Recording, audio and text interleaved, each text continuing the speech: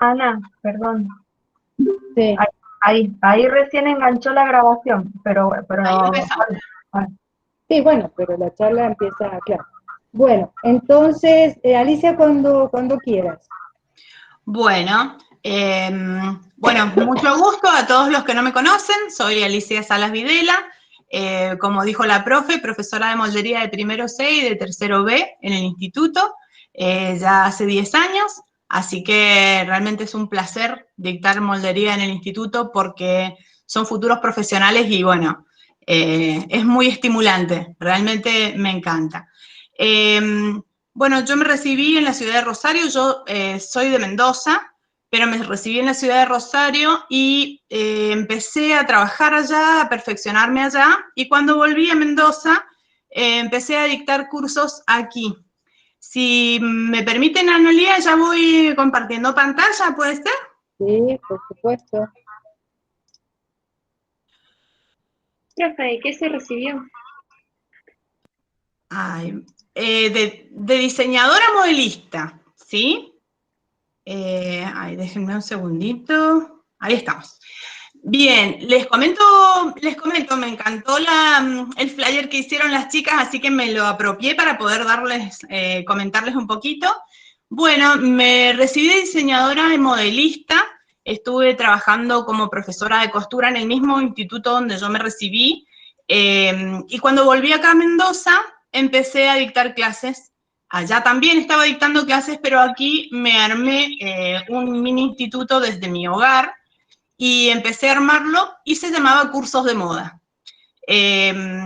A partir de eso, además de hacer algunas confecciones, mi leitmotiv era dictar clases. Así que, bueno, fueron pasando las cosas, después entré a trabajar al Centro de Capacitación de CRISA y con el tiempito perfeccioné mi institución, digamos, y armé un atelier de moda en el que no solamente dictaba clases, sino que empecé a trabajar como taller.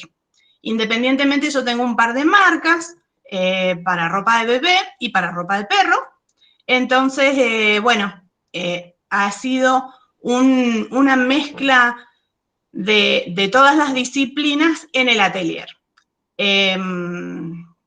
Lo que yo quiero hacer ahora es contarles más o menos las herramientas que nosotros utilizamos, cosas que ustedes ya conocen, pero básicamente cómo empezamos nosotros de la nada o de lo mínimo indispensable a poder montar un taller. Y qué consideraciones tenemos que ir teniendo en cuenta. Más que nada es eso, y les vamos a mostrar un poco cómo trabajamos.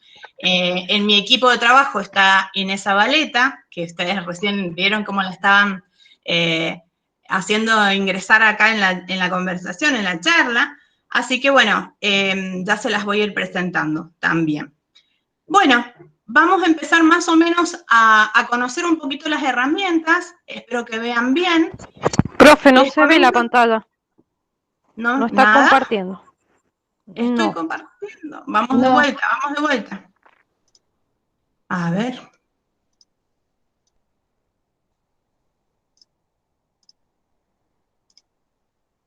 Denme un segundito. Ahí sí. Ahora sí. ¿Se ve? Sí, ahora sí. Me confirma, se ve. Ahora sí. Bien. Sí. Ahí quería empezar. Perfecto. Bueno, les decía, más o menos reuní en este flyer, más o menos reuní las herramientas principales que vamos a necesitar, pero más que nada quería destacar el tema de los hilos, las agujas, las máquinas de coser, por supuesto, la plancha, fundamental, y las reglas, ¿bien? Son cosas que nosotros de alguna manera vamos adquiriendo con el tiempo cada vez que nos empezamos a dedicar a la costura. Vamos a hablar un poquito de las máquinas de corte. Las máquinas de corte son algo que si ustedes no tienen un taller montado, es difícil poder entenderlas y conocerlas. Y bueno, principalmente yo quería comentarles que son muy peligrosas las máquinas de corte, pero son muy útiles. Nosotros estamos trabajando en este momento con esta maquinita, No sé si alcanzan a ver ustedes la flecha. Sí, sí, sí. Bueno, esta maquinita es una maquinita de corte circular de diámetro chico que nos está permitiendo trabajar en el taller con hasta 16 capas de polar encimadas para poder cortar sin que la máquina se esfuerce. Es decir, que no está sufriendo el motor para nada con esa cantidad de capas, ¿bien? Nosotros tenemos un taller chico, por lo tanto, con esa máquina nos basta, digamos, ¿sí? Después tenemos otras máquinas que tienen un motor más grande, que también son circulares, y si ustedes pueden observar, el diámetro del disco es más grande, es más ancho, y el motor es más grande. Fíjense que nosotros tenemos una plancha aquí abajo. Esa plancha pasa por debajo de la tela, sobre la mesa, pero por debajo de la tela. En este caso es chiquitita, y en este caso fíjense que la plancha es mucho mayor, y el radio de corte también es superior, ¿sí? En el caso de la otra máquina circular que nosotros, o sea, que existe en el mercado, la plancha es mucho más grande y el radio de corte es mucho más grande. Son 3 modelos en los que nosotros tenemos que tener en cuenta el radio de corte y el motor, ¿bien? Es lo que nos va a permitir cortar mayor cantidad de telas con mayor fuerza y mayor superficie, ¿bien? Y después tenemos la cortadora recta. La cortadora recta tiene una cuchilla que va por acá, que vibra y es como la de la carnicería. Corta muchas más capas, tiene un corte más preciso, porque cada una de las curvas en la circular muchas veces impide hacer algunos pequeños cortes, hay que pulir en algunas oportunidades un poquito con tijera, y es una de las más utilizadas en lo que sería la industria, ¿sí? Para cada una de estas se recomienda un guante protector que realmente no afecte el filo, ¿bien? Y bueno, yo en este caso, nosotros no contamos con ese guante, pero sí hay que estar muy concentrado y prestar mucha atención porque nos concentramos tanto en cómo tenemos que cortar que no vemos dónde ponemos los dedos y es peligroso, ¿bien? Bueno, después de las máquinas de corte quería hablarles un poquito de los hilos. Entonces, nosotros en las máquinas de corte tenemos la máquina chiquita y cuando nos vamos a dedicar a coser, tenemos que ver con qué tipo de hilo vamos a coser. Si vamos a trabajar con una máquina específica, tenemos que conocer con qué tipo de hilo. Si vamos a trabajar con un color, tenemos que tratar de conseguir el mismo color y para eso tenemos que ver los códigos de los hilos, el lote de hilo, bien, el lote que puede hacer que nosotros perdamos el color si no conocemos el lote que ha venido. Por ejemplo, nosotros tenemos una producción en el que trabajamos con un color rojo y bueno, cuando vamos a comprar al mismo distribuidor el color rojo ha perdido todo o ha vendido todo lo anterior, entonces nos va a dar otro lote y el color puede llegar a cambiar. Entonces es importante que nosotros conozcamos eso. El título del hilo es muy importante. El título es la relación que hay entre el peso y la longitud del hilo. Es el grosor con el que nosotros nos vamos a manejar. Nosotros trabajamos con hilos de 120, número 120 o número 80, que son los que serían más gruesos. Mientras más chica la relación, es más grueso. Entonces, para tener mayor calidad en las prendas, lo ideal es que los números sean en los hilos un poquito más gruesos, ¿sí? Y con respecto a la composición, es importante saber la composición del hilo para saber qué vamos a coser. Supongamos que nosotros vamos a trabajar en una máquina recta con textiles planos y ahí vamos a estar trabajando con hilos de poliéster. Si trabajamos con las máquinas overlock, en el que vamos a necesitar una flexión porque ya vamos a trabajar con textiles de punto, ahí vamos a trabajar con hilos de nylon que no tienen torsión. Entonces, esa particularidad del hilo le va a dar la posibilidad de la flexión necesaria para trabajar la tela de punto. Bien. Y también existen los hilos de algodón que también se utilizan para ciertas oportunidades. Por ejemplo, cuando estamos trabajando textiles específicos de algodón y que son más para manualidades y que no requieren demasiada fuerza, entonces sabemos que es un hilo que no va a estar exigido, como en una prenda, y lo podemos utilizar para eso. ¿Bien? Les hablo rápidamente del tema de las agujas, porque nosotros tenemos que tener en cuenta con qué agujas vamos a trabajar, ya que si nosotros no elegimos una buena aguja, lo primero que hacemos es hacer sufrir a nuestra máquina de coser. Entonces, la idea es que nosotros conozcamos cuál es la aguja adecuada para el textil con el que vamos a trabajar, y eso va a permitir que nosotros no dañemos a nuestras propias máquinas de coser. Es algo muy tonto, pero yo tengo mal colocada la aguja en la máquina y no me funciona. Tengo la aguja colocada al revés, no funciona. Se despuntó la máquina, la aguja, la máquina no funciona. Salta la puntada, tengo la tensión bien arriba, la tengo abajo. Verifico todo, pero si el problema está en la aguja, la costura sale mal. ¿Bien? Entonces acá les he dejado un cuadrito más o menos para que vean.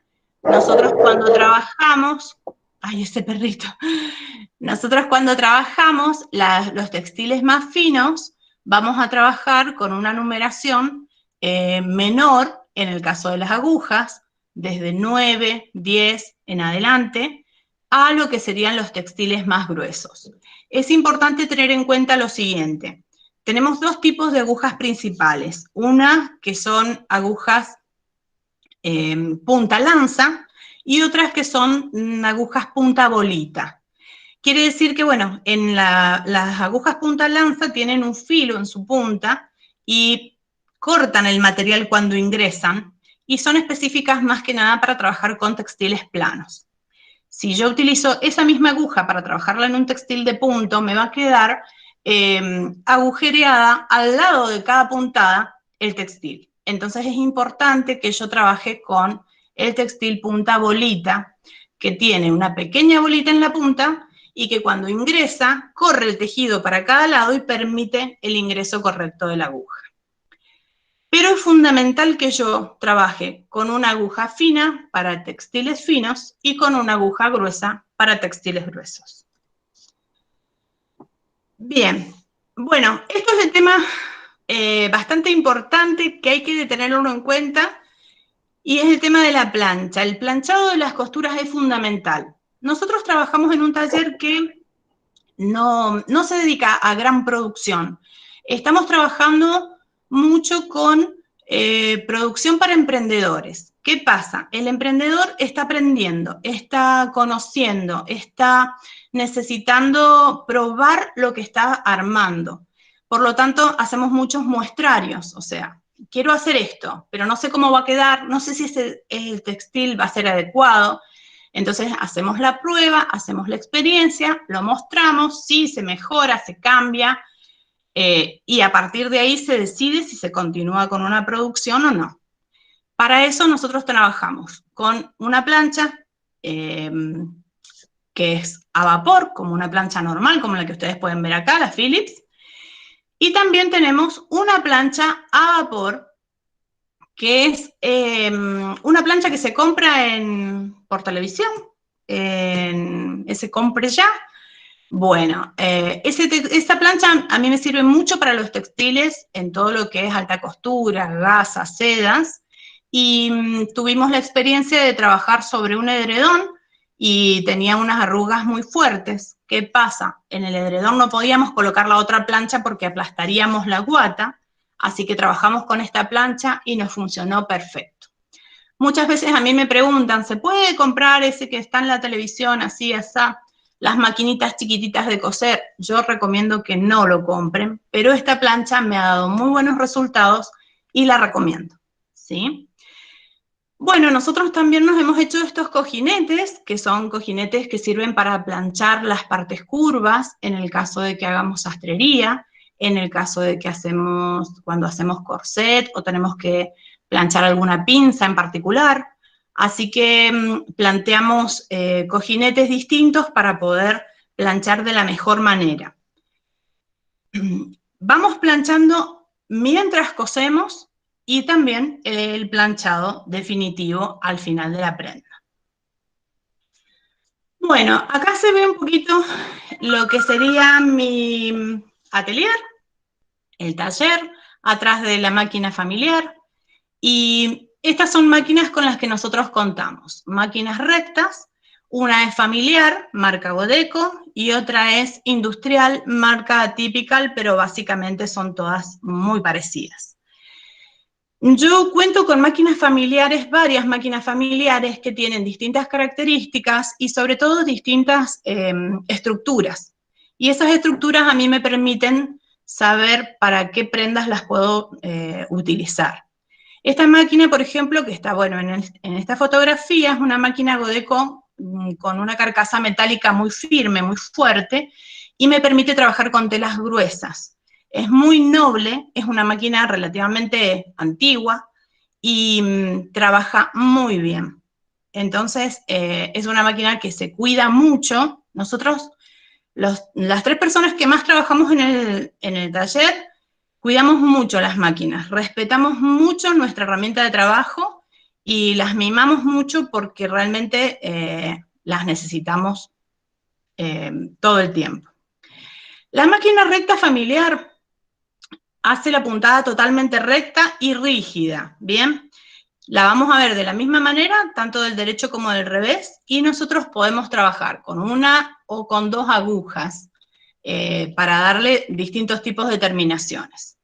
Generalmente cuando usamos las 2 agujas estamos trabajando, podemos trabajar con una tela de punto y eso nos permite reemplazar, si no tuviéramos, la collareta. Si nosotros hacemos un buzo o una remera y le colocamos 2 agujas, vamos a poder trabajar en la parte superior, en la parte del derecho, con una doble puntada y en la parte inferior el único hilo que tiene la máquina, por debajo, nos va a generar un zigzag que va a permitir que esa costura no sea tan rígida, sino que tenga un poco de flexión y elasticidad y nos permita trabajarla sobre una tela de punto. Bien. Esa es una de las particularidades que nos permiten las máquinas familiares. Bien. Ya no así las máquinas rectas industriales. Como ustedes ven, la máquina recta industrial también es una puntada totalmente recta y rígida, pero la característica principal es que tiene un motor muy grande, que en realidad no le saqué la foto, es un motor enorme, como de lavarropas, creo que no me quiero arriesgar a decirles cuánta fuerza tiene, y ese motor nos permite alta velocidad para que nosotros podamos hacer una producción continua y rápida y nos permite mucha fuerza, ¿sí? Igualmente son máquinas que no están dedicadas, por ejemplo, a textiles muy gruesos como serían el jean o las lonas. Cuando nosotros decimos, bueno, cosemos dos capas de jean o de lona, sí, la máquina las va a coser perfectamente, pero si yo tengo que hacer una prenda o tengo que hacer una estructura que implique varios dobleces, esta máquina se va a estropear, ¿bien? Entonces hay que manejarla con mucho cuidado y no dejarla destinada a ese tipo de producción dura, digamos, ¿bien? Les voy a mostrar un poquito nuestra otra máquina que nos acompaña para lo que son las terminaciones.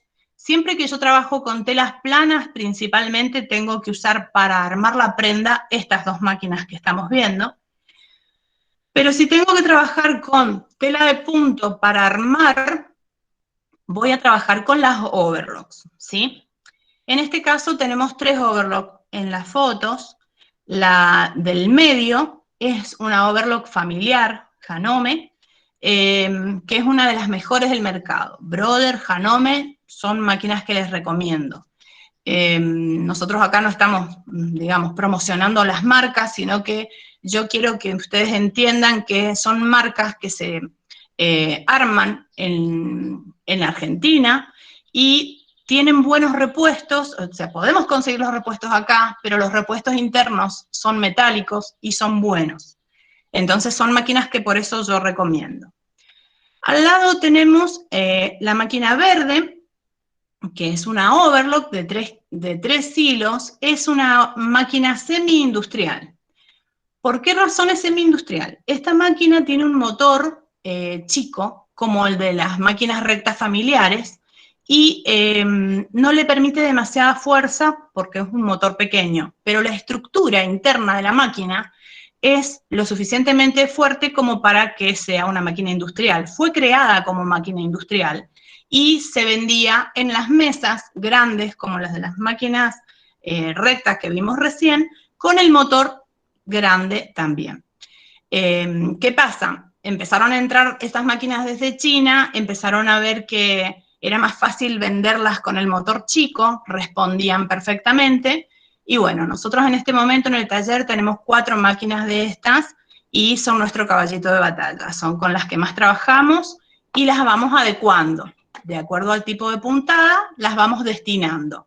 Tenemos una destinada para el polar, una destinada para la ropa de algodón, para la ropa de bebé, otras destinadas para tela plana. Entonces, eso hace que no estemos todo el tiempo cambiándole las tensiones a las máquinas ni las puntadas para que nosotros podamos llevar la producción correcta y cada vez que empecemos una tarea no tengamos que estar reacomodando cada máquina. Bien. Como les decía, la overlock familiar, en este caso, tiene 4 hilos, hace una puntada semirrígida y trabaja para textiles livianos y de mediano grosor. Es una máquina muy buena, pero les recomiendo que no coloquen telas muy gruesas. Bien, es una máquina familiar y cuando dicen máquina familiar, está planteada para una ama de casa que cosa las cosas de su casa, no para un estudiante de diseño de indumentaria que va a empezar a hacer colecciones y va a empezar a trabajar de la costura. Entonces hay que cuidarla, ¿bien? En el caso de la máquina overlock semi-industrial, sí, tiene más fuerza y digamos que soporta más textiles más gruesos, más trabajo. Nosotros en el atelier hemos estado trabajando con alumnos desde las 9 de la mañana hasta las 8 de la noche y en forma ininterrumpida las máquinas se portan como deben, por suerte, y están trabajando en forma constante, ¿sí? Y para la producción también son ideales. Después tenemos la overlock industrial, que en este caso es de uno de los compañeros del equipo. Esa máquina no es mía, pero es muy buena. Es una máquina de 4 hilos, tiene puntada también semirrígida. ¿Por qué? Porque con 3 hilos, como la verde, hacemos la costura flexible, pero esta máquina permite colocarle un 4º y un 5º hilo que van a fijar más la costura, entonces deja de ser completamente flexible y es más segura. Bien, hace una costura más prolija y más cerrada. Es muy buena máquina la overlock industrial. Bien.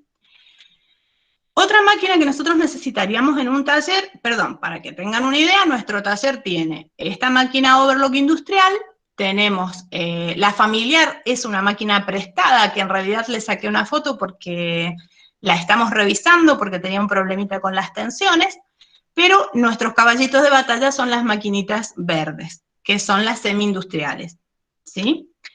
Y también tenemos otra máquina que nos acompaña, que es la collareta, que es esta que tenemos acá. La collareta en realidad está clasificada como tapacostura o collareta, ¿sí? La tapacostura es una máquina que ya no viene casi, porque es una máquina que solamente se dedicaba a hacer una costura siempre elástica, pero sin tener la posibilidad de agregarle ningún tipo de accesorio. Entonces se puede encontrar en grandes talleres o en grandes industrias en el que está compensada con otras máquinas que serían las collaretas. La única diferencia que hay con las máquinas tapa costura y con la collareta es que a la collareta nosotros le podemos agregar accesorios que nos permiten hacer distintos tipos de funciones que la tapa costura no nos lo permite. Ahora les voy a mostrar unas imágenes para que les quede un poquito más claro. Básicamente, la que nosotros tenemos acá, en este caso, la collareta familiar, es una máquina muy noble que da muy buenas terminaciones y si se la cuida, puede trabajar perfectamente para producción. Es raro, más allá de que sea una máquina familiar, que la tenga una ama de casa para hacer costuras internas, digamos, de su hogar y nada más. Entonces, es una máquina que tiene firmeza, tiene fuerza y es de una buena marca, así que también es muy recomendada. Les voy a mostrar más o menos para que tengan ideas, porque muchas veces no conocen lo que es la costura que realiza la collareta o la tapa costura, y esto les puede dar una idea más específica. La tapa costura hace ruedos, puños, terminaciones y decoraciones, cuenta con 3 agujas y estas 3 agujas se van modificando y me permiten alternarlas, de manera de que yo pueda trabajar con 2 agujas y eso me cambia el ancho de puntadas, ¿bien? O me permite trabajar con 3 agujas y hacer decoraciones, como es este caso, siempre que yo modifique la distancia de la puntada y el ancho de la puntada. Entonces, de esta manera, yo con la tapa costura hago esto, ruedos, puños, terminaciones y decoraciones en el medio de la prenda, sin tener que pasar exclusivamente por el borde y que corte, como el caso de la overlock. Nosotros en la overlock únicamente podemos trabajarla para las terminaciones y las uniones, pero por el borde. En este caso, no, es mucho más amplio, digamos, el trabajo que nos permite hacer esto. En el caso de la collareta, nosotros le podemos incorporar este accesorio, como hay otros más, pero este accesorio principal, para que ustedes puedan identificarlo en sus prendas, es el embudo que viene de distintos tamaños y que nos va a permitir coser un vivo en una prenda, ¿bien?, para darle esta terminación. Ustedes pueden ir viendo que nosotros vamos a colocar la prenda a coser, que sería la blanca, y el vivo, que es el que está metido dentro de este embudo, y que va a montarse en el borde, de manera de que cuando salga va a quedar así, planteado como se ve en la fotografía. Como ejemplo, lo pueden ver en lo que serían los bodys de bebé, en este caso en un babero. Les puse el ejemplo como para que más o menos lo identifiquen desde la prenda misma. ¿Bien? Bueno, en este caso fíjense que está colocado sobre una collareta. Este embudo yo también puedo utilizarlo como accesorio y colocarlo en una máquina recta familiar o en una máquina recta industrial, pero siempre que yo vaya a realizar tareas sobre telas planas, ¿sí?, sobre textiles planos. Si voy a trabajar en tela de punto, sí o sí voy a tener que trabajar con collareta. Bien, vamos a pasar a la otra parte. Todo lo que hemos visto recién ha sido todo pensado para la indumentaria. En este caso, pensando que ustedes van a trabajar en todo lo que es marroquinería y accesorios, necesitan trabajar con otro tipo de maquinarias más firmes, más fuertes, otro tipo de hilos y otro tipo de agujas. Y nosotros contamos con esta pequeñita negra que se llama Cinderella, que es una máquina antigua que era a pedal y que se le colocó un motor. Esta máquina es una máquina antigua y no tenía la posibilidad de tener la función de zigzag. Entonces, el eje vertical que realiza la costura, que es el que lleva la aguja, hace una fuerza pareja, vertical y más firme que las máquinas que tienen la posibilidad de tener zigzag.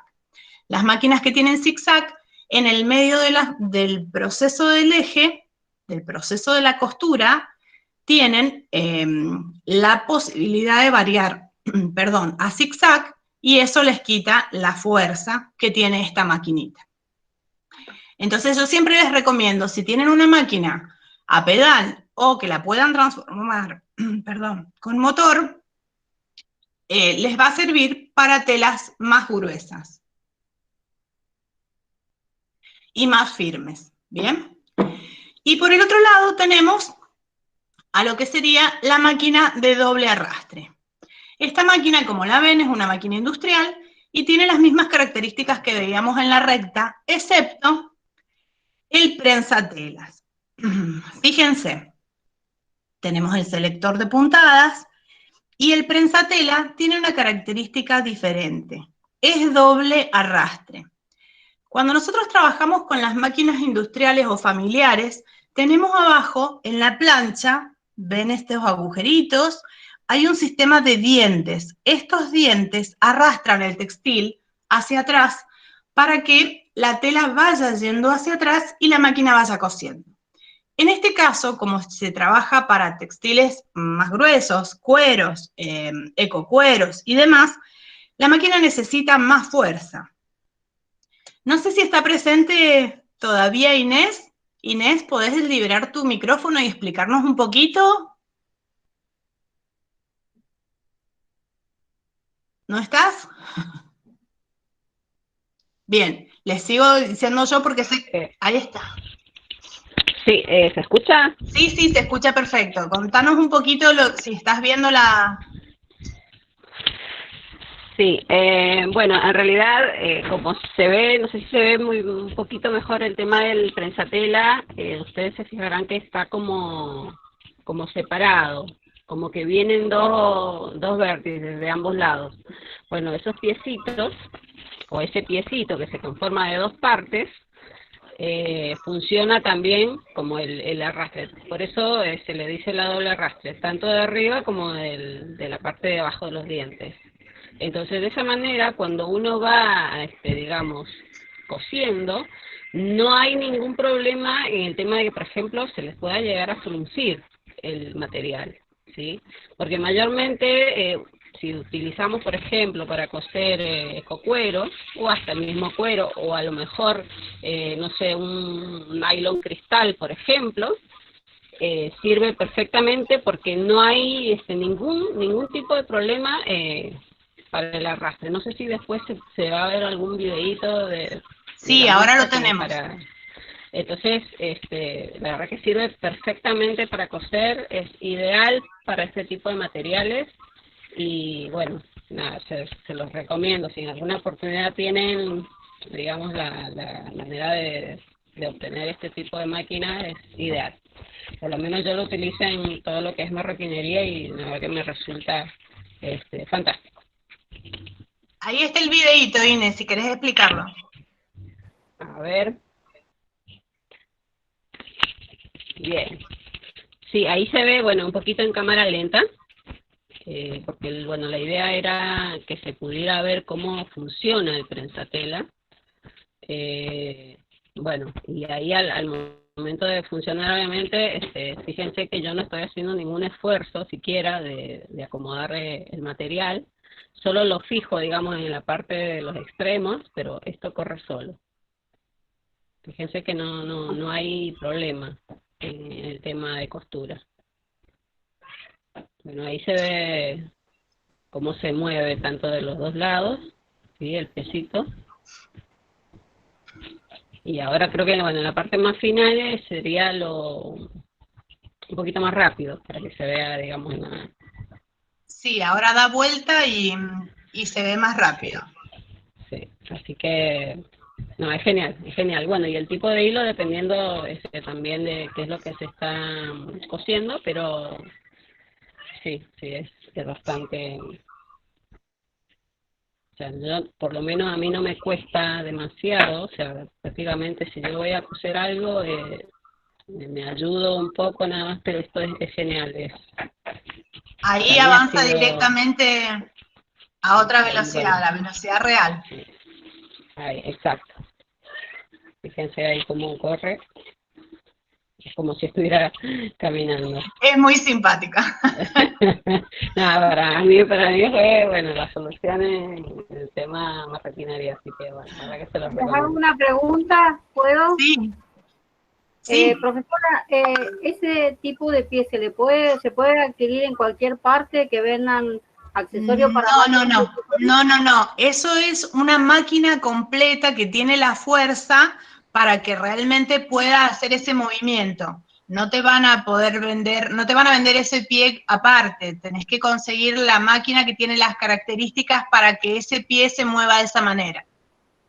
Bien. Perdón, profe, yo iba a decir antes que también viene, que yo he visto por internet, viene el pie de doble arrastre. Obviamente no sé si es la misma fuerza de la máquina, obvio que no, pero claro. como para hacer pequeños trabajos en una máquina familiar y no dañarla, viene un pie de doble arrastre.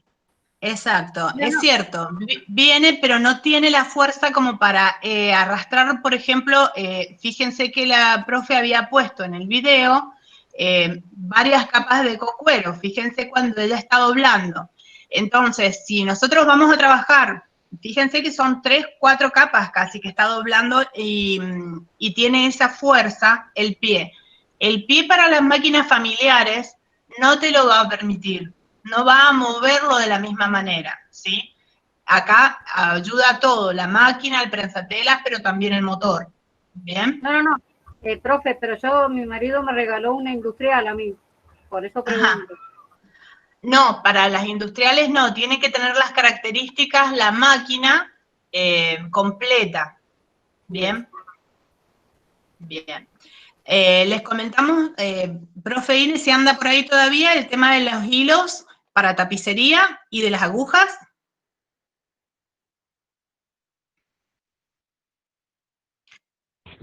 Sí, no sé si se me Ahí escucha. está. Sí, se escucha. Bien. Bueno, yo mayormente para el tema costuras en partes internas, como estoy cosiendo el cuero, pues un poquito firme, digamos, y si no el cuero, utilizo un número de hilo, por ejemplo, el número 60. Cuando necesito que, por ejemplo, hacer un pespunte, que se me vea en la parte exterior, que se vea bien y que se me vea, digamos, mejor presentado, ya utilizo un hilo un poco más grueso, ¿sí? Entonces, en este caso, para que sea un hilo grueso, tiene que tener menor numeración. Y, por ejemplo, un número 40. Ese sería digamos, la numeración de hilos que yo necesito, y en este caso, bueno, he adaptado más o menos el número de aguja, que sería el número 16, así que es un término medio para el tipo de material que trabajo. La verdad que me ha respondido bastante bien, no he tenido ningún problema, y bueno, cuidando, digamos, partes metálicas, por ejemplo, cuando uno va a coser, hay que tener mucho cuidado de no romper la aguja, pero lo demás, la verdad que no. Aparte, bueno, las máquinas que también tienen una característica que se aceitan solas, o sea, que tiene una bandeja inferior, o sea, debajo de la máquina, en donde se le coloca el aceite, y bueno, por un determinado tiempo, no hay problema, digamos, no hay que estar pensando en que hay que tirarle aceite por algún lado, sino que se aceitan solas, y eso también, la verdad que es fantástico. Es muy importante. Bien. Sí. Bueno, a partir de ahora les vamos a mostrar un poquito lo que sería el mantenimiento, como estaba comentando la profe, que hay que tener en las máquinas. Yo les he puesto 2 fotos importantes, pero es fundamental que ustedes lean el manual de cada una de sus máquinas, porque cada una tiene características específicas de cómo hay que aceitarlas, sobre todo, y tenemos que entender que las máquinas tienen piezas metálicas. Cada vez que las piezas se mueven, rozan entre sí. Y cuando rozan entre sí, si no están aceitadas, van desgastándose y perdemos la vida útil de la máquina muy rápidamente. Entonces, si yo sé que estoy trabajando toda la semana con una producción importante, es importante por lo menos 1 o 2 veces por semana lubricar mis máquinas de coser. Limpiarlas con un cepillito, como estamos viendo, levantar la placa de agujas para poder sacarle toda la pelusa que se ha ido formando y que ha ido quedando ahí, liberar el portabobinas, que es el que tenemos aquí abajo. Todo esto está indicado en su manual de la máquina de coser. Lo que pasa es que la compran la máquina de coser y no lo leen nunca más. Entonces es muy importante hacer el mantenimiento. ¿Para qué? Para conservar la vida útil de la máquina por mucho más tiempo. La limpieza, el cepillado, si tienen un mini compresor sería fantástico. Yo trabajo con mi secador de pelo porque me ayuda muchísimo también a limpiar las máquinas. La lubricación, como les decía, es fundamental, es indispensable que las máquinas estén lubricadas todo el tiempo. El mantenimiento de los tornillos, se me perdió un tornillito, busquen el tornillo, vayan a la ferretería, busquen una muestra que sea el mismo, coloquen el tornillo donde se perdió. Las correas, estén atentas a que no se les vaya a cortar la correa cuando tengan un trabajo de producción largo, traten de tener correas de repuesto. Fíjense en el estado de los prensatelas, hay veces que se pierden los ejes y los vástagos de los prensatelas, estén atentas a eso. Los foquitos de la luz, es muy importante también cuidarnos nosotros, o sea, la buena postura no solamente es suficiente, sino también la vista. Entonces la luz está para que nosotros no forcemos demasiado la vista. El tema de los accesorios que le podamos incorporar a la máquina también, ver en qué estado están. En el caso de los motores, si los motores tienen algún problema o vemos que se están esforzando demasiado, tratar de hacerlos ver, porque si los hacemos ver a tiempo, a lo mejor es solamente un control de carbones y no tenemos que comprar un motor nuevo. Son pequeñas cosas que son fundamentales y que simplemente hacen que nosotros estemos atentas, ¿bien? Y atentos para que no se nos pierda de vista el mantenimiento de las máquinas. Bueno, les voy a mostrar un poquito lo que sería la producción en nuestro taller. Nosotros hicimos hace poco una producción de 24 chalecos de Polar. Y bueno, quería comentarles más o menos, mientras les muestro el proceso de lo que fue esta producción, más o menos cuál sería el proceso de trabajo, ¿sí?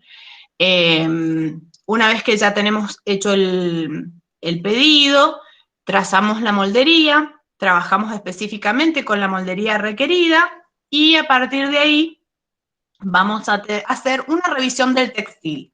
En este caso nosotros estamos haciendo, las fotos que les estoy mostrando son de otra producción, de lienzo en particular en las dos primeras fotos y de Tussor, que es como si fuera el lienzo, pero tiene otra textura. En las dos primeras fotos nosotros podemos ver que el lienzo está muy arrugado y para que nosotros podamos hacer los cortes vamos a necesitar plancharlo. Entonces, primero se hace una revisación para ver en qué condiciones viene el rollo o la cantidad de metros que nos han traído y nosotros nos encontramos, en este caso, con que le faltaba una parte. Eso se lo tenemos que comunicar al cliente para que el cliente, bueno, sepa que nos está faltando una parte y si nosotros queremos hacer, en este caso, fundas de edredones, vamos a tener un desperdicio importante. Y después, otra cosa importante que nosotros vemos en el caso del Tussor es que el orillo de la tela venía casi de 30 centímetros, o sea, tenemos casi 5 centímetros de tela y el orillo aquí más o menos de 20, 25 centímetros que teníamos de desperdicio en el textil en los dos lados. Eso hacía para una tela que tenía un ancho de 2 metros 80, que perdiéramos mucha cantidad. Entonces tuvimos que invertir el proceso de corte. Estamos trabajando con textil plano y era para hacer la funda de un edredón, por lo tanto, no se nos afectaba a nosotros la situación de la moldería y de la prenda, del artículo que estábamos realizando. Pero es muy importante tenerlo en cuenta, es muy importante manifestárselo al cliente, que es el que compró el textil, para que vean que, bueno, si nosotros no hacemos una revisión previa, podemos cometer errores en el momento de cortar, en el momento de hacer las tizadas, y eso es fundamental. Es importante que conozcamos cómo vienen los textiles. En el caso de los chalecos, que no sacamos foto, nos encontrábamos con que tenían líneas, franjas el polar, así que tuvimos que verificar bien si eso iba a afectar en la producción. En realidad no afectó, pero bueno, tuvimos que ver bien el sentido del pelo del polar para que nosotros pudiéramos decidir trabajar con él. Una vez que nosotros tenemos el material, ya sea de tela plana o de tela de punto, dejamos descansar el textil entre 24 y 48 horas.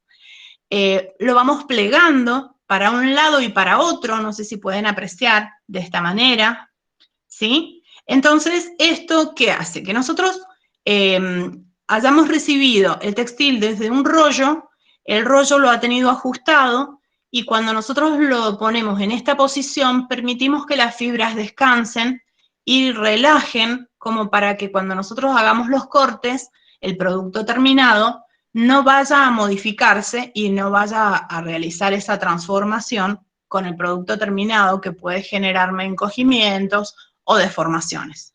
Bien, entonces hacemos descansar el textil y después avanzamos con el resto del trabajo. ¿Qué sería el resto del trabajo? Dijimos, tenemos el molde hecho, revisamos el textil, después dejamos descansar y empezamos a hacer la tizada. La tizada es el acomodamiento de los moldes de manera de que podamos aprovechar el textil lo más posible, teniendo... Sí. Tengo una consulta que los tamaños de las mesas. Sí. ¿Qué quiere que es bueno para tener en cuenta? Depende. En realidad nosotros en este momento tenemos un textil, una mesa, perdón, de 240, creo que por 1,80. Bien. Lo que me interesaba a mí originalmente era... apaguen el micrófono, yo les comento, porque si no, no os puedo escuchar. No van a poder escucharme. Les decía, las mesas están pensadas siempre para que el ancho más común, que es el de 1,50, sería lo ideal, ¿bien? Que la mesa tuviera un ancho de 1,50 o de 1,60, ¿sí? En mi caso, bueno, yo tenía lugar para mesones más grandes y los mesones están encimados, son 2 mesones. ¿Bien? Micaela, tenés prendido el micrófono. Bien. Entonces, les decía, yo en este caso tengo 2 mesones que tienen más o menos 2,40 de largo y 1,80 o 2 de ancho. Entonces, eso me permite poner los distintos anchos de textiles y además los sumamos. Ponemos uno al lado del otro para, por ejemplo, poder trabajar los lienzos de 2,80 de ancho, ¿sí? Es cómodo para moverte, ¿también? ¿Cómo? También te es cómodo esa dimensión para moverte alrededor de la tela, o sea, no sin tener que llegar muy lejos. En realidad es fácil, pero, por ejemplo, muchas veces nos queda bastante incómodo cuando tenemos que hacer tizadas demasiado grandes o cortes en el que terminamos arrodillados arriba de la mesa y arriba de la tela, porque, bueno, es muy grande. Pero bueno, es necesario, fundamental para hacer buenas tizadas sobre todo. En este caso, nosotros, en la foto que yo les estoy mostrando en este momento, lo que les quería mostrar principalmente es que como estamos tratando de aprovechar el textil lo máximo posible y estamos uniendo líneas que corresponden a una parte y a otra parte de la prenda. Entonces, lo que va a ser el corte del costado de una de las piezas se une directamente con lo que va a ser el centro de la otra para que no haya ningún tipo de desperdicio entre las 2 piezas. Bien. Entonces, hemos tratado de justamente, después de que nosotros hicimos esta tizada, yo dije, bueno, está muy buena para poderles mostrar a ustedes que tratamos de aprovechar el textil lo máximo posible. En este caso ustedes solamente van a ver 2 telas encimadas, porque cuando nosotros nos plantean la tizada, no nos plantean, por ejemplo, de 20 o 24 buzos, no nos plantean todos los talles. Entonces nosotros tenemos que ir regulando cómo vamos a hacer la tizada. Entonces los talles que se repiten más, por ejemplo, tenemos 8 talles L, son los que van a tener más telas encimadas. Si tenemos en este caso que cortar 2 talles L nada más, vamos a encimar solamente 2. Entonces tenemos que estudiar bien cuál es la curva de talles que nos está pidiendo el cliente y a partir de eso cortar la tela para poderla encimar, a partir de eso tizar y vamos a ir resolviendo cómo se hace. En este caso nosotros tenemos 2 chalecos talle L en el que tenemos los 2 delanteros, como la tela está doble, corresponden a los 2 chalecos, pero la espalda, que no la podemos ver en la tizada porque yo ya la había cortado, la espalda está en el molde, ustedes pueden verlo en esta foto, entera. Entonces, cuando se corta la espalda, se coloca una sola pieza, pero como la tela está doblada, me sale en la espalda para los 2 chalecos, ¿bien? Entonces, eso es algo que nosotros estudiamos un poco antes para que cuando vayamos a realizar la tizada no nos equivoquemos, no nos falten piezas y no cortemos mal el textil, porque si estamos cortando en grandes cantidades, podemos tener un desperdicio de textil que no es nuestro, que es del cliente y que después se nos va a hacer a nosotros complicado poder recuperar, ¿bien? Así estaría entonces más o menos el planteo de lo que sería una tizada y así es como corta la máquina que ustedes están viendo, que fue la primera que les mostré.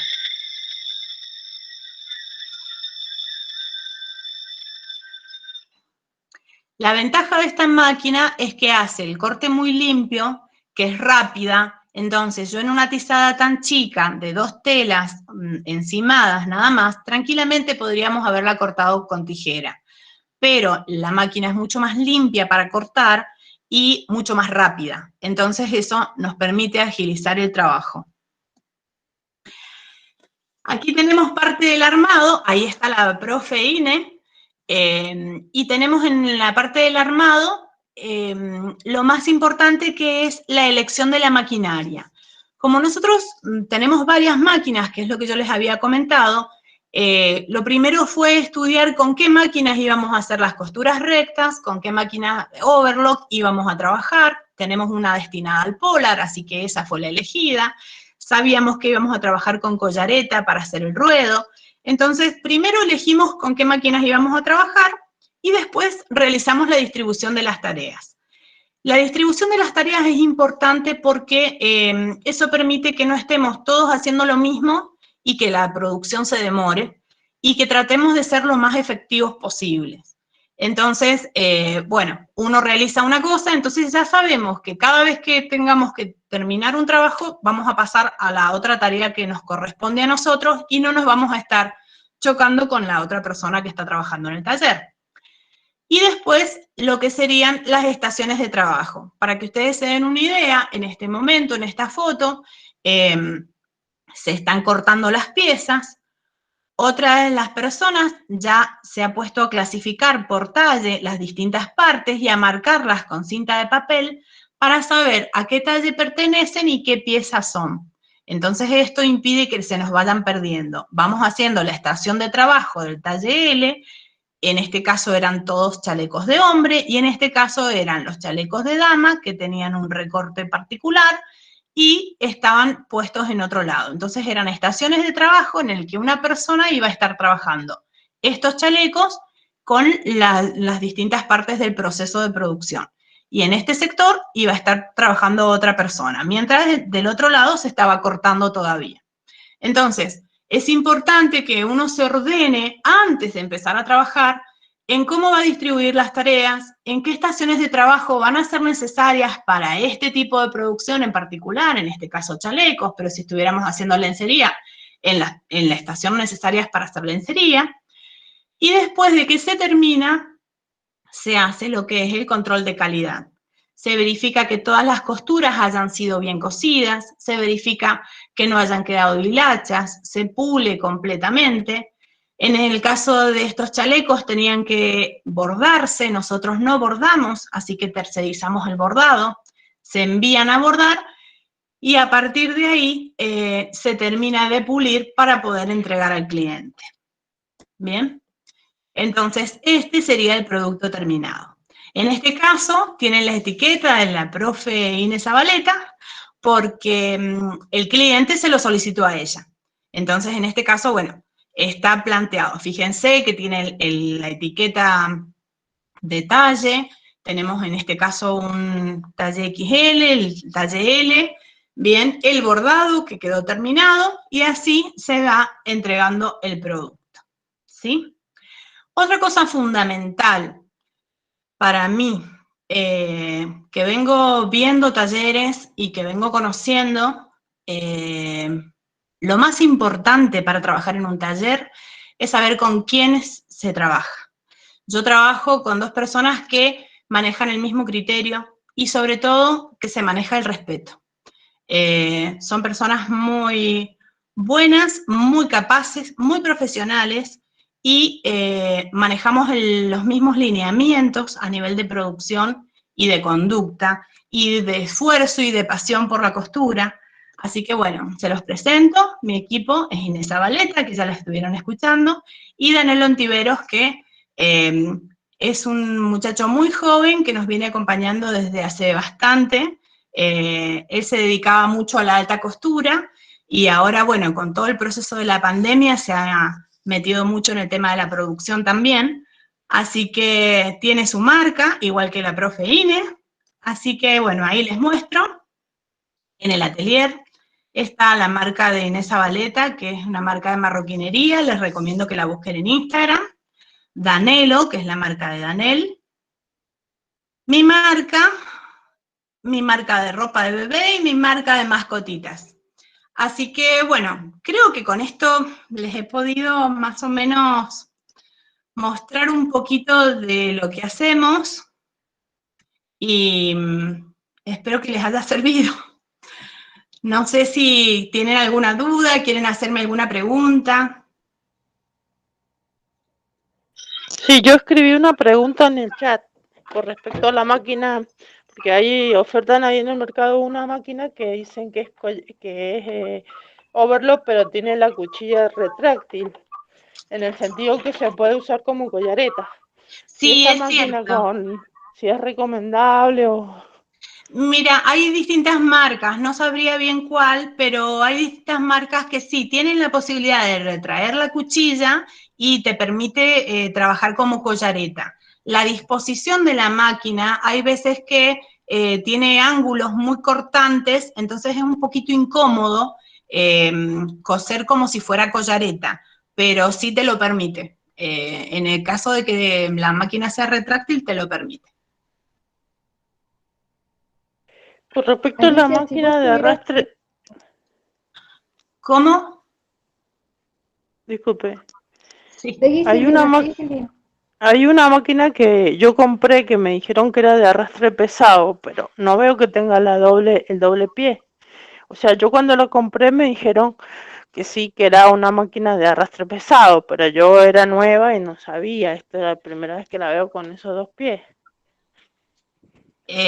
Bien, el tema es que hay que ver quién te la ha vendido, te la ha ofrecido, no sabría decirte, porque probablemente... Yo cuando la compré me dijeron, mira, porque en un momento hice una inversión y compré 2, una de arrastre común y la otra me dijeron que era de arrastre pesado, pero ahora que me la mostró veo que las 2 son iguales. No sé si los dientes...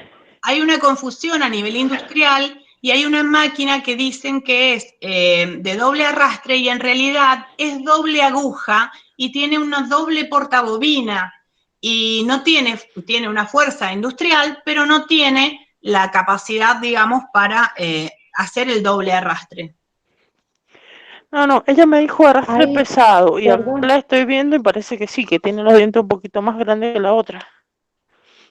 Claro, pero no tiene el doble pie. De todos modos, doble arrastre a veces no es solamente los dientes, sino también puede ser de diente y aguja, que combina el arrastre de diente con aguja, Ajá. o combina una ruedita que suelen tener las máquinas, pero no sé cuál sería el caso que tenés vos, Silvia. Bien, con un prensatela a lo mejor que tiene un rodillo. Exactamente, exacto. Ya la voy a analizar bien. Le voy a poner una tela gruesa a ver si se la banca. Bien. Bueno. Claro. Profe, yo tengo una pregunta que no pude anotar. Cuando estaba diciendo de las agujas de punta de lanza y punta bolita, Sí. la de lanza es para las telas de punto. No, para la tela Al plana. revés. Ah, y la de bolita es para... Bien, ahí para está. el textil de punto, ¿sí? Ten en cuenta de que, por ejemplo, los textiles planos muy finitos, tanto como las sedas o las gasas, sí también te recomendamos la punta bolita más finita, la número 9. Ujú. Bien, Bueno. para los textiles planos muy delgados.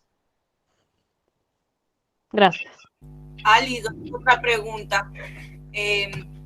Para la casa, yo tengo la recta familiar, por ejemplo, pero a mí me gustaría hacerme ropa de modal y que se empezara y la otra vez había visto una overlock que vendían en Facebook y la verdad que ni me animé a comprarla, estaba re barata, no sabía qué era, no sé si funcionaba. Sí. ¿Qué me podés recomendar como para empezar así, para tener en la casa? Mira, en realidad también depende un poco del bolsillo, pero yo te digo que cuando empecé, mi primer máquina fue la verde, la Overlock verde, ¿sí? Las marcas de máquinas familiares, si tienen que comprar, ya les digo, recomiendo Overlock o Janome, pero Singer está viniendo bien ahora, y Toyota también. No están mal, pero las mejores serían Janome y Brother, ¿sí? Y si vas a comprar una Overlock, también podría ser esas mismas marcas. Bueno, gracias. De nada. Profe, Sí, Estefanía. yo tengo una overlock familiar.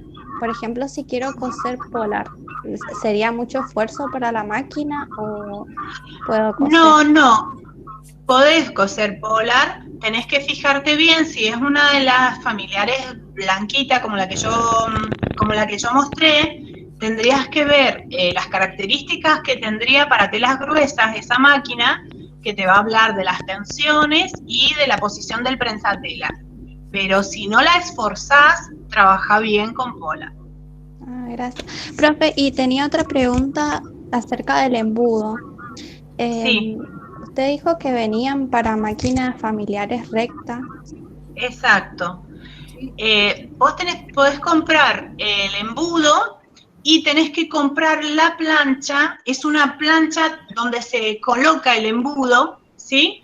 Esa plancha metálica te la venden ellos mismos y vos tendrías que llevarle la foto de tu máquina porque algunos vienen con reguladores para los tornillos y para que puedas colocarla en tu máquina. Ah, buenísimo, porque hace tiempo venía mirando collaretas, pero todavía no la he podido comprar. Entonces, por mientras me sería una solución para ir probando.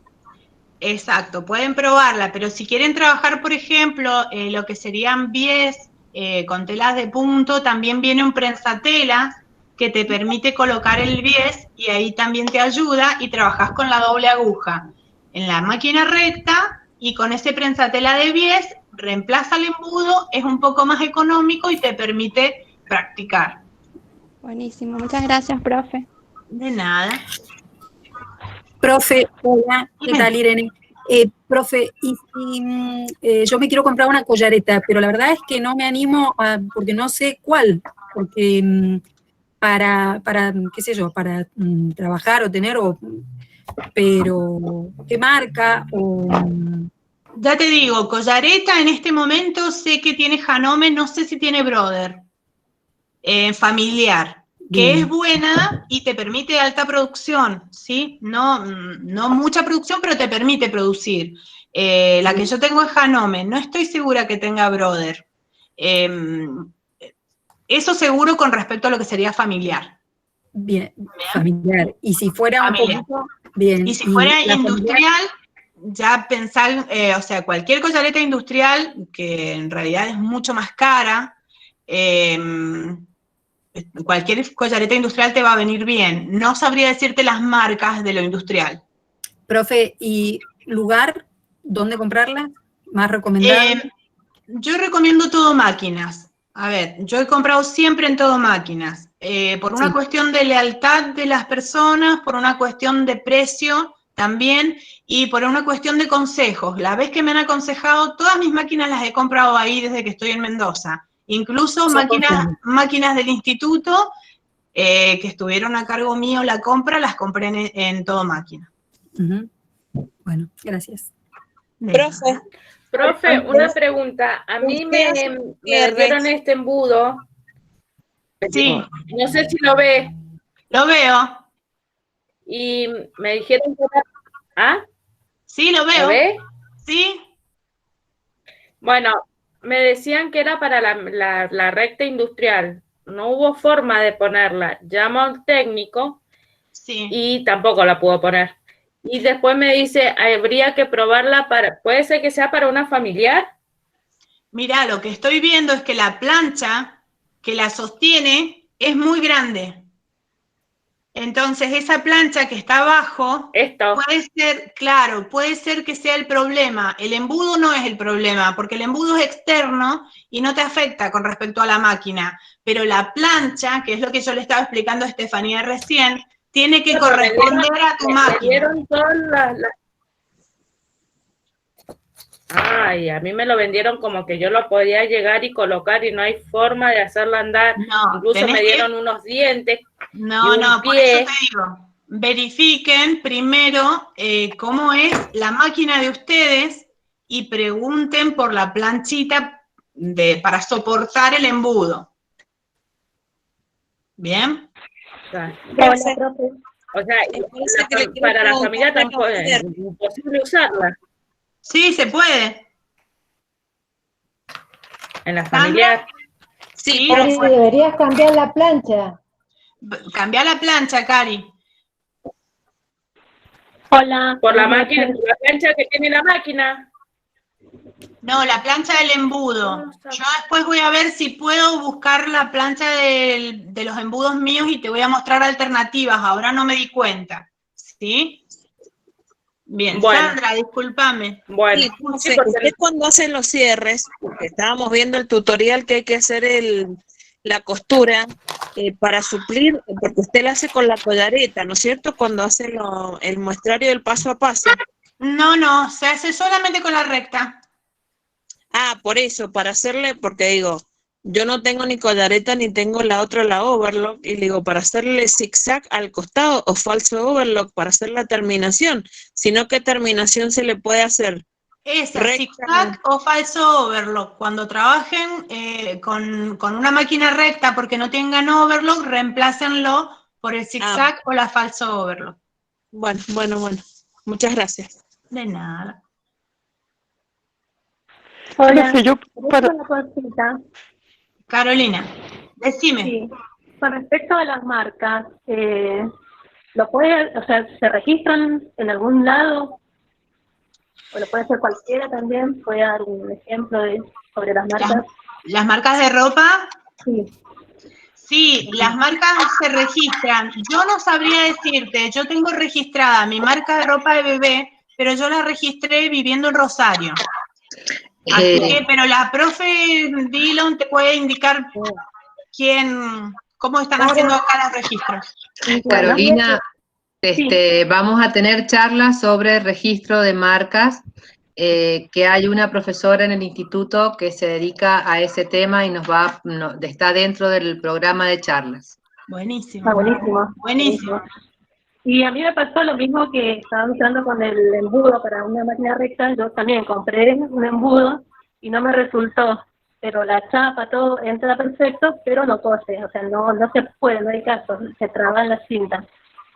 Pero si se traba, chicas, si se traba es por la plancha, lamentablemente. Les comento porque a mí me pasó lo mismo al principio y en realidad es eso. Hay máquinas que tienen una perforación para que entre los tornillos que van a sostener el embudo. Pero si la plancha que sostiene el embudo no entra en esos tornillos, nunca va a funcionar. Entonces, primero tienen que ver la estructura de su máquina y llevar una foto a la gente donde van a comprar el embudo, y ahí les van a saber decir. Y a lo mejor hay alguna máquina que no esté adecuada para el embudo, pero deberían funcionar para varias, ¿sí? Bien, profe, muchas gracias. De nada. Profe, yo tengo una duda con respecto a la overlock. Yo hace poquito me compré una overlock verde, así como la que mostró usted. Sí. Y yo hubo un tiempo en el que la usé, pero nunca aprendí a Enhebrarla. usarla bien, digamos. Ajá. La enhebré con un tutorial de YouTube, me costó un montón, tuve que buscar una pinza. Y a la hora de probarla, no hay forma de que no se me corten los hilos. Bien. Bueno, ahí podés tener problemas en las tensiones, ¿sí? De todas maneras, hay algunos trucos que tiene esa máquina. Yo tengo pensado hacer un tutorial porque todo el mundo tiene problemas con el enhebrado de esa máquina. Y si no pasa por todos los lugares correspondientes que tiene que pasar, falla. Entonces voy a tratar de hacerles un tutorial. Igualmente, yo te recomiendo que revises las tensiones, porque puede ser que estén ajustando de manera de que cuando empieza a funcionar se corte el hilo. Y otra cosa que es importante que tengan en cuenta cuando usen las overlocks es que el hilo, cuando sale del cono, tiene que salir lo más vertical posible para que no se atore en ningún lado y no se enganche, ¿bien? Así que ustedes controlen siempre que el hilo salga lo más vertical posible del cono antes de entrar a la overlock. Bien. Otra duda con respecto a los hilos. Yo he estado usando 2 hilos de, no sé si es nylon, me lo vendieron como poliéster texturizado. Y otro hilo para la aguja que corre vertical, digamos, un hilo de poliéster normal. Los otros hilos texturizados para las agujas horizontales. En realidad no son texturizados, son hilos que no tienen torsión, son de poliéster o nylon, pero no tienen torsión. Sí, no eso me di cuenta, son como... Por eso se deshilachan, son bastante desagradables para la manipulación. Se deshilachan y se abren porque no tienen torsión. Y eso es lo que les da la característica de la flexión. Bien, está bien si estás trabajando con esos dos y con el hilo normal de poliéster. Cuando nosotros preparamos la overlock con esos 2 hilos y el hilo de poliéster, estamos preparándola para que haga una costura flexible, preparada para la tela de punto. Si yo, por ejemplo, me voy a dedicar a hacer una costura de terminación de un textil plano o de una prenda con textil plano, puedo trabajar con los 3 hilos de poliéster. Bien, ¿por qué? Porque ese textil, esa costura, no va a necesitar ningún tipo de flexión, ¿bien? Entonces ustedes pueden hacer esas 2 alternativas. Bien, muchísimas gracias, profe. De nada, María Ángeles. Claro, a mí me aconsejaron, ¿en dónde fue? En el negocio que está en la calle Entre Ríos, que como yo tenía que hacer todo el festón con la overlock en Tropical, me aconsejaron para ahorrar, colocar los 3 conos, los grandes, de poliéster. De poliéster, está bien. Y en otro negocio me decían, sí, pero si lo pones así, me dice, vas a romper la máquina, me dijeron. No, no se rompe la máquina. Duda que no sabía qué hacer, si hacerlo o no. Tengan en cuenta eso. O sea, por eso es importante que ustedes vayan asociando todas las materias que vayan viendo. Y la experiencia es fundamental. Entonces, esos hilos que permiten la flexión son para telas que van a generar una flexión y un movimiento, ¿sí? Como el textil de punto.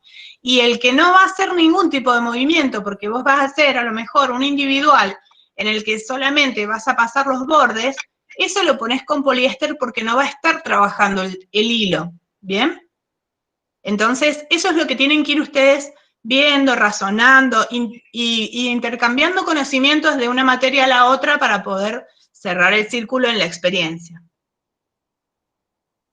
Y para coser la lycra, que quede bien, o sea, las calzas y todo ese, hay que poner 2 de poliéster y 1 de algodón, sí o sí. ¿O viene un hilo especial para la lycra? No, los mismos que estamos hablando para textil de punto, porque la lycra es de punto, ¿sí? De punto, sí. Entonces, pero como tiene más rebote, yo digo mejor. No, ya les da flexibilidad de todas maneras el hilo, ¿sí? Los dos que sean sin torsión y el otro que tenga torsión porque también le da la firmeza a la puntada. ¿Bien? A la puntada, bien. Claro, Disculpe, en el caso de las calzas, que estamos justo hablando de eso, yo tengo la ola verde, esa con 3 hilos, pero o sea, hay que hacerle una costura de refuerzo, porque si no se le va a abrir la calza. Y depende de cómo esté planteado las tensiones de la máquina, ¿sí? Pero cuando trabajan con overlock de 3 hilos y tienen que hacer un refuerzo, piensen que cuando vayan a hacer un refuerzo con una máquina recta tendrá que ser con la puntada más larga, ¿bien? Para que la puntada también tenga la posibilidad de flexionar, porque si no, le van a hacer la costura recta, se va a colocar la calza y se va a romper seguro. Se va a quebrar. Gracias, profe. Y si le hago ¿se puede hacer una costura recta con la collareta? Si le pongo solo 2 hilos. Si tenés collareta, directamente haces la costura con la collareta. En ese caso, sí. La collareta está planteada exclusivamente para el textil flexible de punto. Pero ¿cuántas agujas le enhebro a la collareta? ¿Una o porque para hacer una calza? Porque, o sea, para unirla, porque haces yo lo que una tengo que sola hacer... costura, o sea, unís con overlock y vas haciendo el refuerzo con la aguja, con una sola aguja con la collareta. Ah, buenísimo. Sí, porque justo me encargaron calzas y... Si tenés la collareta, hacelo así. Hacele la terminación con overlock y hacer el refuerzo con una sola aguja de la collareta. Genial, gracias. También se le puede hacer a la orilla la doble costura como para tapar esa costura y de paso se le hace el refuerzo, me parece. Sí, también, pero de todas maneras sigue siendo muy plano, sobre todo para una calza que va a tener mucha fuerza y se van a romper las costuras. ¿Sí? Bueno, yo voy a hacer un chivo. La profesora Alicia Salas en su atelier dan clases sobre la parte de confección, sobre costuras, y la profesora Inés también da clases sobre costuras y también está especializada en la parte de marroquinería. Que me ha salido les quería comentar que en este momento estamos dando clases solamente virtuales y por el momento no estamos dando clases virtuales de marroquinería. Estamos dando clases virtuales de confección hasta que se termine todo este proceso y después veremos cómo reiniciamos con el cursado. Pero clases virtuales sí estamos dictando, ¿bien? Así que bueno, si les interesa. No sé, Alicia, Daniel que tenía, o sea, yo sé que estaba especializado en un tema. Sí, Daniel estaba trabajando mucho la parte de moldería y estaba trabajando mucho la parte de confección, ¿sí? Él está especializado más en alta costura y ahora se está dedicando más a la lencería. Así que también ha estado enseñando eso. Bueno, buenísimo. Gracias, profesora, como siempre. No sé si alguien quiere hacer otra pregunta. Muchísimas gracias. De nada, gracias a ustedes, chicas. Bueno, Bien, de todas chicas. maneras ha sido un placer. Sí, Alicia, un millón de gracias. Me parece que a las chicas les ha venido muy bien la charla. Así que seguramente te van a seguir acosando porque las he visto muy interesadas. Acuérdense que entonces supongo que ya este fin de semana la charla está siendo grabada, así que la vamos a subir y después les paso el enlace para que puedan escuchar la charla. ¿Sí? Fantástico. Cualquier cosa, busquen en Instagram al atelier y ahí me pueden hacer alguna consulta si dentro de la charla han tenido dudas y bueno, apenas pueda se las contesto. Así que no habría problema, ¿sí? Gracias. ¿Cómo es la página? Atelier Alicia Salas Videla. Búscala así, en Instagram la vas a encontrar. Muy bien. Me están haciendo varias preguntas por el chat, así que ya las voy a ir revisando. Bueno, fantástico. Listo entonces, chicas. 1.000.000 de gracias, Alicia, a Inés también. Gracias, Ana. Un placer. Muchísimas gracias a todos. Bueno. Gracias, profe Alicia. Chao, chicas. Gracias. Chao. Chao, gracias, profe. Chao. Chao, profe, estuvo muy buena la clase. Chao, gracias. Chao, profe, gracias. Chao, Ali. Nos vemos. Chao, chao.